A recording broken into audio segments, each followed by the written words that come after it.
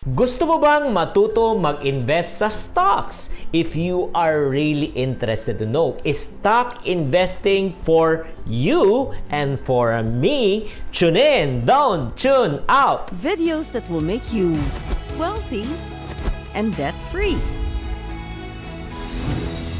Hi there guys, this is Chinkee Tan, ang inyong pambansang wealth coach. Thank you very much for watching this episode. Okay, and I'm really excited to share with you. Marami na kasi nagtatanong about stock investment. Stock investment definitely is one of the way to grow your money. But a lot of people are asking, especially mga first-time investors, really stock investing for me. Before we talk about this, ito lang request ko. Number one, I need your full attention because this is really a very educational. At the same time, this will make or break if you're really made for stocks or not. Number two, I would like to request for you to write down and take down some notes. My objectives here in this session is to remove your false apprehension, your misconception, at the same time your fears and hesitation in investing in stocks. You know what? One thing I've learned in life, if you're afraid of something, you will not get into it.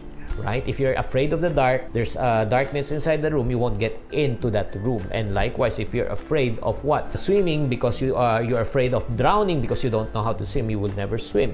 However, marami naman tao ang marunong na mag-swim. The way to overcome fear is through learning. Because once you learn, it would enlighten everything. So, right now, without further ado, I have invited a resource speaker and an expert in 2TRADEASIA to be able to enlighten us. And the topics we're going to talk about are 4 topics. Number 1, what is really the stock market? What are the benefits of investing in the stock market? Is stock market complicated? And what if I don't really have the money to invest in the stock market? Is stock market really for me? So, without further ado, we have invited Trina Sardenia of 2TRADEASIA to enlighten us what stock market is all about. My first question is this: what is really the stock market?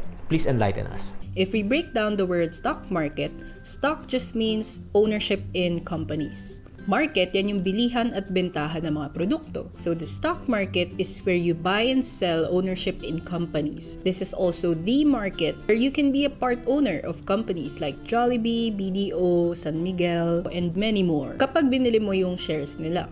As part owner of these companies, there are 2 ways kung paano ka kikita sa stocks. One is through dividends. Ito yung share mo sa kinita ng company as a part owner. Another one is through capital gains. So let's say nabili mo yung share for 5 pesos, then ibenta mo siya for 8 pesos, then yung tubo mo is 3 pesos per share. Depende sa presyo nito sa market. Now, thanks to technology, lahat ng Pilipino kaya na mag-invest just by having their laptop and smartphone with internet. With social media, madali na ring maging updated at maging informed sa investments natin. Now more than ever, it's become so convenient to invest.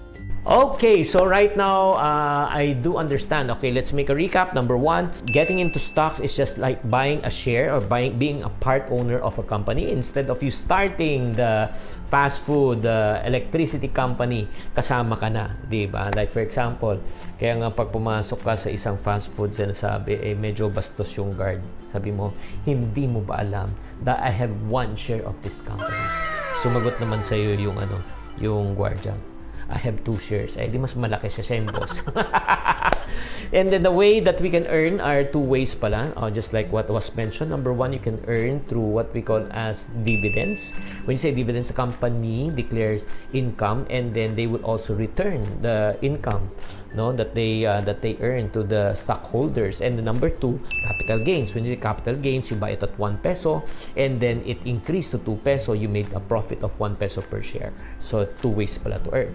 So next question, let's go to what are the benefits of investing in the stock market? I'd like to answer this in 2 parts. So, ano benefits ng investing in general? And ano benefits ng investing in the stock market specifically? Benefits of investing in general. One is, by not investing, you're always losing your money to inflation. And inflation is simply yung pagtaas ng presyo ng lahat ng bilihin. It grows an average of 3% every year. By investing it in the stock market, kontrolado mo kung gaano kalaki or kaliit yung kikitain ng investment mo. Reason number 2, if you have money, you have to put it to work. You know, it's not enough that we work for money forever.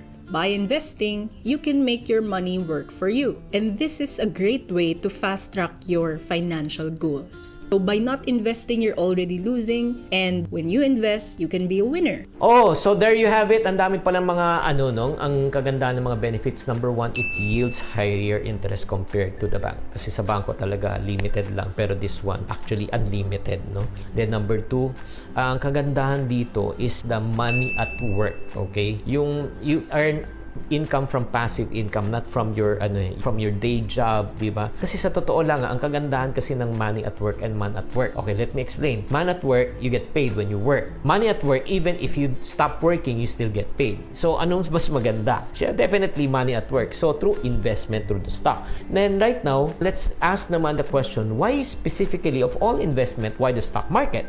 Why specifically the stock market in general? Because the truth is you do have a lot of investment options out there. But the stock market is one of the best performing investments in the whole world historically. So why not learn it? If you're serious about investing, you can check out your other options too, like bonds, real estate, mutual funds. And even if you feel like you don't have the money to start, just by learning about it, pag ready ka na, alam mo na yung options mo. Because how would you know you're making the best investment decisions if you're not learning it?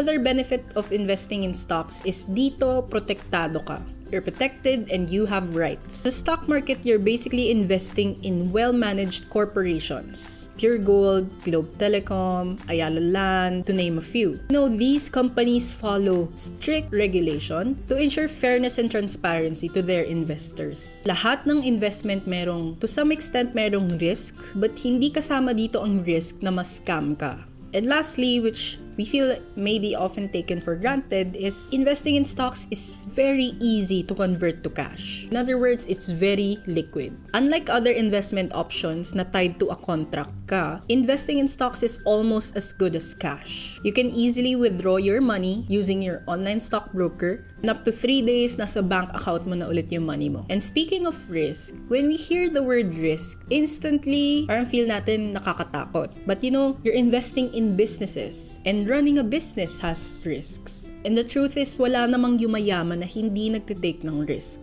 And this is perfectly summarized in Mark Zuckerberg's quote saying, "In a world that's changing really quickly, the only strategy that is guaranteed to fail is not taking risks." Okay, so right now we do understand with the stock market, it grows your money faster. That's number one. Easy to sell kasi easy to trade. Kasi not unlike properties. Okay, sa totoo lang, properties are good investment. However, hindi ganun kadali ibenta. Pagka pinut mo sa market, it will take months, sometimes year. Pero sa stocks, take seconds na may bibili na agad. And then, ang pinaka-best part that I like is also calculated risk. Paano kung nalugi nga? Kunyari, piso naging 50.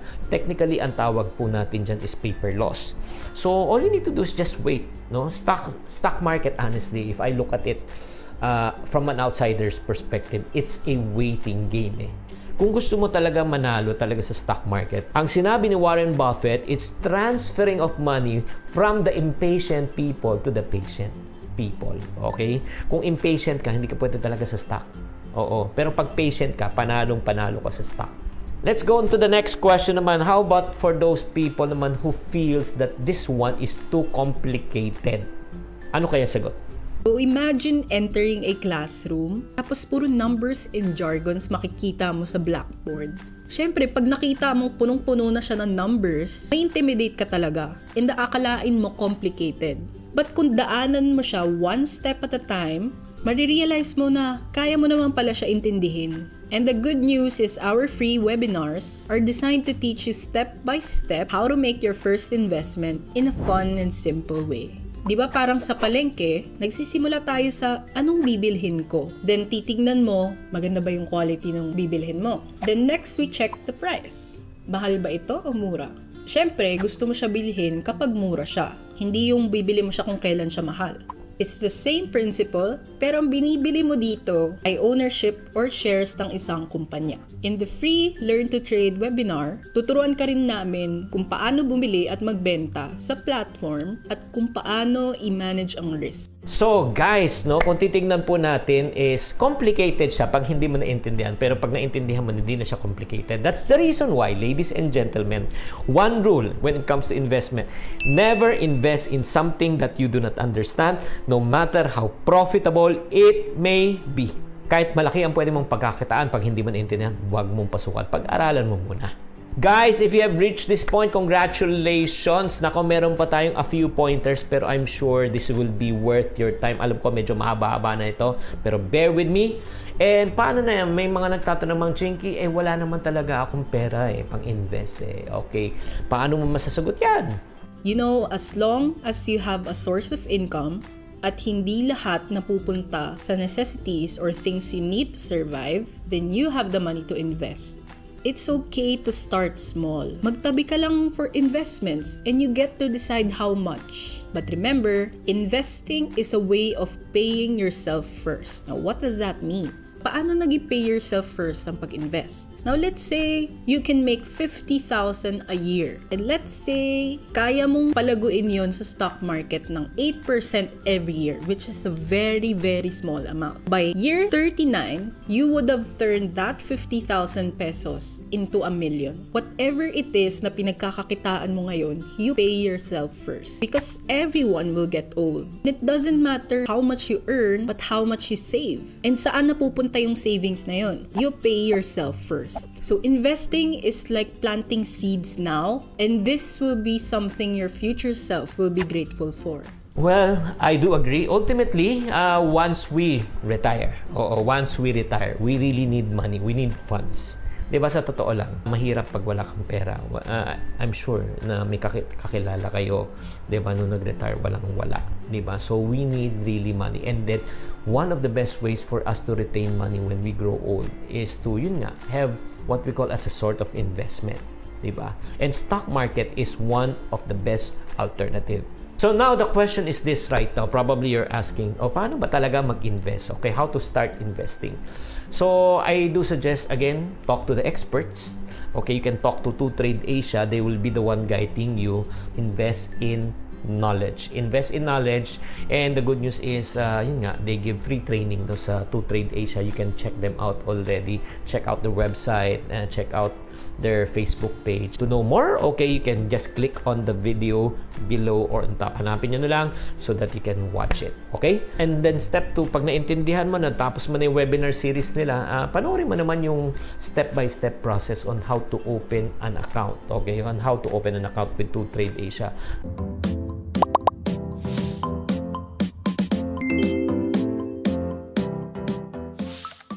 Go to 2TRADEASIA.com and click Open an Account. Fill up the required information in the online trading account opening procedures. Once accomplished, you may print your customer application form, online trading agreement, specimen signature form, and FATCA. Then sign all that requires your signature. Send the signed forms along with your scanned 2 valid IDs to our office at Lepanto Building, Paseo de Rojas as a mandatory requirement. Now, if you can't send the hard copy of requirements right away, you may send a scanned copy first via email at applications@2TRADEASIA.com so we can process your application.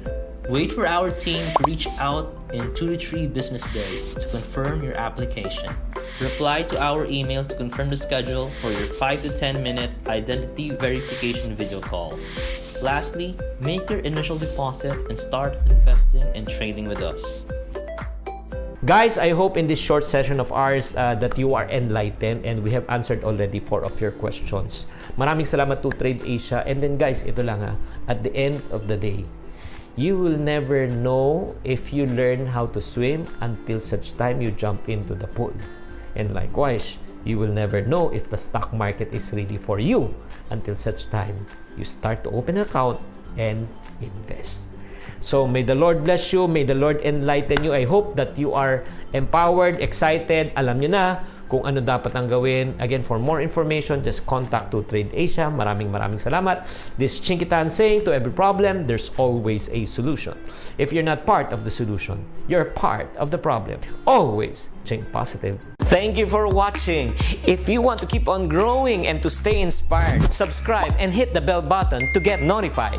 Always think positive.